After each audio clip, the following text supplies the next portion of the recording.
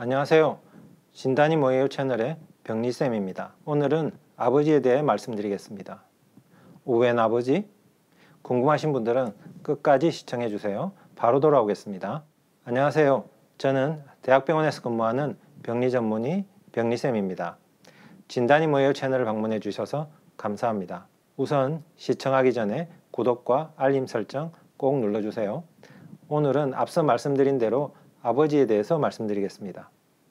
의학과 병리 관련 채널에서 웬 아버지냐고 의아해하실 수 있을 것 같은데요.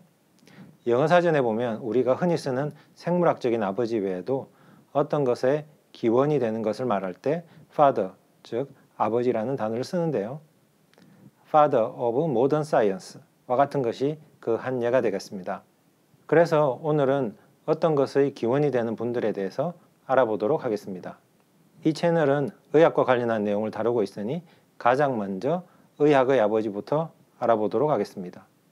그럼 과연 의학의 아버지는 누구일까요? 네, 그렇습니다. 히포크라테스입니다. 의사가 되려면 누구나 안다는 히포크라테스 선서의 그 히포크라테스입니다. 왜 우리는 이분을 의학의 아버지라고 부를까요? 히포크라테스는 기원전 460년경 터키 연안에 위치한 코스 섬에서 헤라클레이도스의 아들로 태어납니다. 할아버지와 아버지 모두 의사였다고 합니다. 어릴 때부터 의학을 쉽게 접할 수 있어서 커서도 의학을 공부했다고 합니다. 히포크라테스는 여행을 다니며 수많은 학자들과 교류를 나누었고 지식과 경험을 쌓아서 의학에 대한 자신의 견해를 정립했습니다. 또한 그는 오늘날 의학의 3요소라고 일컬어지는 지식, 기술, 태도 전반에 큰 업적을 남겼습니다. 게다가 진단과 수술용 기구를 개발하는 등 의료기구의 발전에도 크게 공헌을 했습니다. 훌륭한 인격을 지닌 의사로서 언제나 환자의 입장에서 생각하고 행동해 후대에도 귀감이 되었다고 합니다.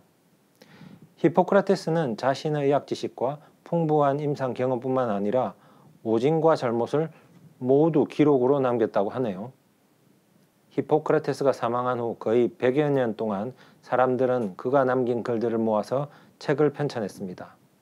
히포크라테스 전집, 콜포스 히포크라티움이라고 하는 요즘 시쳇말로 말하면 히포크라테스판 의학대백과 사전쯤 되겠군요. 아니, 위키피디아인가요?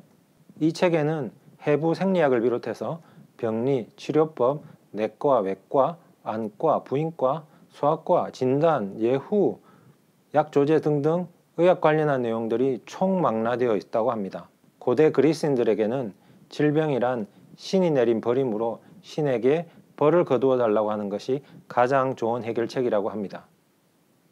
신에게 빌기 위해서 몸과 마음을 정결히 하고 이왕이면 신을 모신 신전에서 비는 것이 더 효과적이라고 생각해서 당시 아스클레피우스 신전은 가장 인기 있는 장소였다고 하는군요. 하지만 히포크라테스는 질병은 신이 관여하는 초자연적인 것이 아니라 자연적인 원인에 의해서 생기는 현상이라고 하며 자연적인 방법으로 치료해야 된다고 주장했습니다. 우리가 히포크라테스를 의학의 아버지, 다시 말해 고대 그리스 의학을 현대의학의 뿌리라고 말하는 중요한 이유가 바로 이 점에 있습니다. 그리고 여러분이 알고 있는 히포크라테스 선서는 현재는 그대로 쓰고 있지 않고요. 1948년 세계의사협회가 새로 제정한 것으로 제네바 선언이라고 부르고 있습니다. 그럼 왜 히포크라테스가 의학의 아버지라고 부르는지 이해가 되셨나요? 자, 그럼 다음 아버지에 대해서도 말씀드리도록 하겠습니다. 제가 병리학을 전공을 했으니 병리학의 아버지에 대해서 알아보도록 하겠습니다.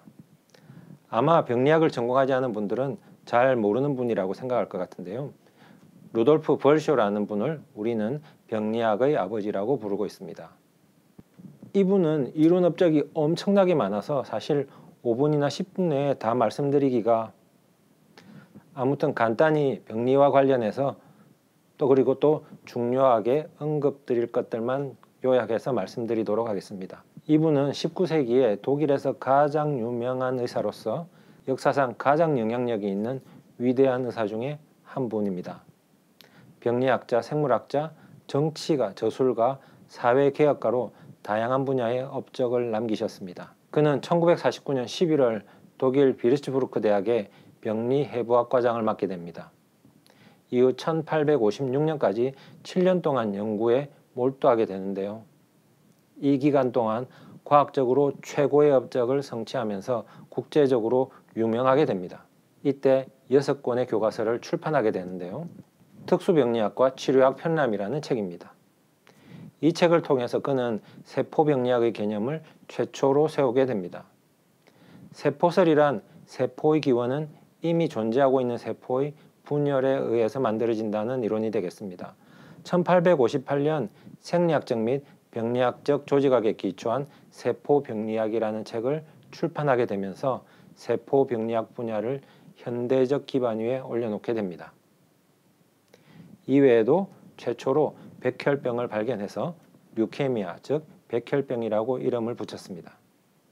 그리고 악성종양이 정상세포에 기원하며 악성종양은 아주 심각한 자극 때문에 발생한다고 주장했습니다. 정상세포에서 악성종양이 발생한다는 그의 식견은 정말 놀라운 것이었고 현대의 사실로 증명이 되었습니다. 그리고 폐색전의 기전을 밝혔을 뿐만 아니라 위장관의 악성종양이 생겼을 때 나타나는 초기 증상 중 하나인 쇄골하임파절을 확인했습니다. 그분의 이름을 따서 쇄골하임파절을 벌쇼노드라고 부르기도 합니다.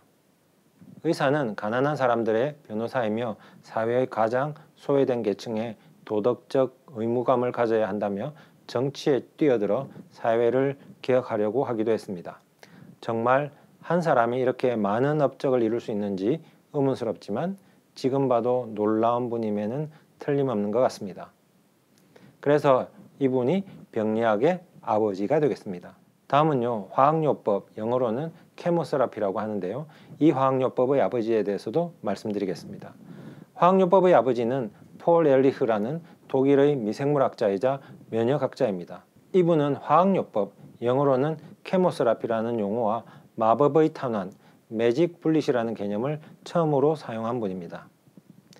폴 에르리흐는 1890년도부터 베를린 전염병 연구소에 근무하면서 디프테리아에 대한 항독소 연구를 하게 됩니다. 디프테리아에 대한 항독소는 디프테리아만 효과가 있을 뿐 다른 질병에는 전혀 효과가 없다는 사실을 알게 됩니다. 이때 그는 화학적 특이성을 가진 치료제를 사용해서 질병을 치료할 수 있을 것이라는 이론을 창안하고 이를 마법의 탄환, 매직 불릿이라고 불렀습니다. 그는 900개가 넘는 비소화합물을 반복해서 실험하다가 606번째 비소화합물이 매독균을 죽이는 것을 발견하게 됩니다. 에르리흐와 그의 동료 하타는 1909년에 공동으로 이 물질에 대한 특허를 등록하고 기니피그와 토끼를 대상으로 한 임상시험을 통해서 치료 효과를 증명하게 됩니다. 이것이 최초의 합성화학요법제이자 매독치료제인 살바르산이 되겠습니다. 이런 이유로 폴 에르리흐는 화학요법의 아버지로 불리게 되었습니다. 이분 덕택에 독일은 화학약품과 제약 생산의 선도국가가 되었습니다. 참고로 그 이름을 딴 독일의 폴 에르리흐 인스티튜트 PEI는 백신과 바이오의약품을 허가하고 연구하는 기관입니다. 근대 해부학의 아버지를 마지막으로 다른 아버지는 새로운 동영상에서 설명드리도록 하겠습니다. 근대 해부학의 아버지는 베살리우스입니다. 베살리우스는 1514년 브뤼셀에서 태어납니다. 그가 해부학 교수를 하던 당시에는 갈레노스의 해부학이 유행하고 있었던 때였습니다. 갈레노스의 해부학은 동물의 사체를 연구해서 인간을 이해하는 학문이었습니다. 베살리우스는 베네치아의 파도바 대학에서 해부학과 외과학 교수로 일하게 됩니다. 그는 이때 범죄자들의 시체를 해부하면서 충분히 경험을 쌓은 후에 마침내 갈레노스의 해부학을 총체적으로 부정하게 됩니다. 그는 파도바 대학에서 강의를 시작한 지 4년이 되는 1542년에 그의 대작인 인체 구조에 대하여라는 책을 완성합니다. 이 책은 663페이지에 달하면서 그의 전담 화가가 직접 그린 그림만도 300장이 넘었다고 합니다. 베살리우스의 해부학은 이전의 학문을 상상할 수 없는 수준으로 뛰어넘었을 뿐만 아니라 동시대의 다른 어디에도 존재하지 않았던 인류 역사상 유례없는 형태학 연구였습니다. 이런 이유로 베살리우스는 근대 해부학의 아버지라고 불리우고 있습니다. 이분들 외에도 여러분에게 친숙한 현대 유전학의 아버지인 멘델이나 근대 생리학의 아버지인 파블로프 등 많은 분들이 있습니다. 이분들을 포함해서 다른 분들은 다시 시간을 내서 소개해 드리도록 하겠습니다. 그럼 마지막으로 정리하겠습니다. 의학의 아버지는 히포크라테스, 병리학의 아버지는 루돌프 벌시오, 화학요법의 아버지는 폴 에얼리흐, 그리고 해부학의 아버지는 베살리우스입니다. 네, 오늘은 여기까지 하도록 하겠습니다.